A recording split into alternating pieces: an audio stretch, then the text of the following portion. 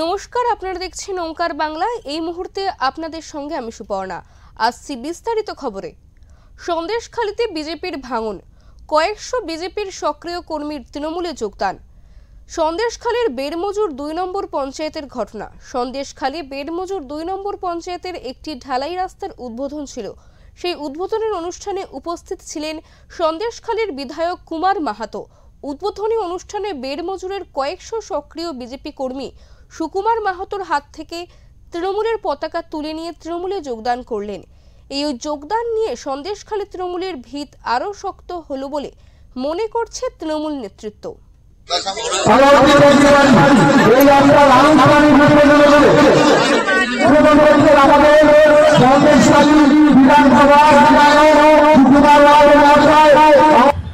আজ সকালে যখন আমরা বেড়মজুর টুতে গেলাম, তো সেখানকার কিছু গ্রামবাসীরা গত লোকসভা ভোটে যারা বিজেপি অ্যাক্টিভ বিজেপি কর্মী ছিল এবং বিজেপি দ্বারা বিভিন্ন আন্দোলন, টায়ার জ্বালানো, এই সমস্ত বেড়মজুর অঞ্চল উত্তপ্ত করেছিল, সেই কর্মীরা আজকে সকালে তারা ইচ্ছে প্রকাশ করে যে এমএলএ সাহেব আসছে, ওখানে আমরা বিজেপি থেকে তৃণমূলে যোগদান করব।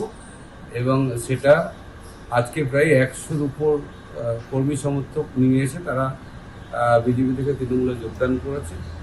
তারা এই দিদির যে প্রোগ্রাম চলছে আমার পাড়া আমাদের সমাধান বা আমাদের পাড়া আমাদের সমাধান, সেই প্রকল্পে খুশি হয়ে এবং তাদের পাড়ায় এই রাস্তা করার জন্য প্রায় ৩০০ জন, মানে ১০০ কর্মী সমর্থক এসছে, ওরা ৩০০ জন কর্মী তারা একসঙ্গে যোগদান করার প্রকাশ করেছিল। আজকে ১০০ জন যোগদান করেছে।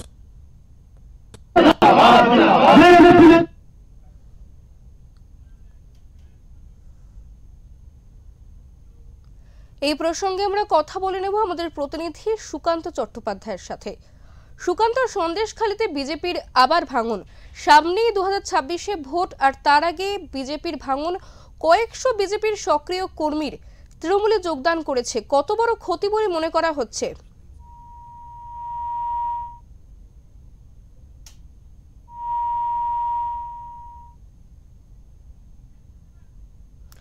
সন্দেশখালীতে বিজেপির ভাঙন, কয়েকশো বিজেপির সক্রিয় কর্মীর তৃণমূলে যোগদান। সন্দেশখালীর বেড়মজুর ২ নম্বর পঞ্চায়েতের ঘটনা। সন্দেশখালী বেড়মজুর ২ নম্বর পঞ্চায়েতের একটি ঢালাই রাস্তার উদ্বোধন ছিল, আর সেই উদ্বোধনের অনুষ্ঠানে উপস্থিত ছিলেন সন্দেশখালীর বিধায়ক কুমার মাহাতো। সেই উদ্বোধনী অনুষ্ঠানে বেড়মজুর ২-এর কয়েকশো সক্রিয় বিজেপি কর্মী সুকুমার মাহাতোর হাত থেকে তৃণমূলের পতাকা তুলে নিয়ে তৃণমূলে যোগদান করেছে। এই যোগদান নিয়ে সন্দেশখালী তৃণমূলের ভিত আরও শক্ত হলো বলে মনে করছে তৃণমূল নেতৃত্ব।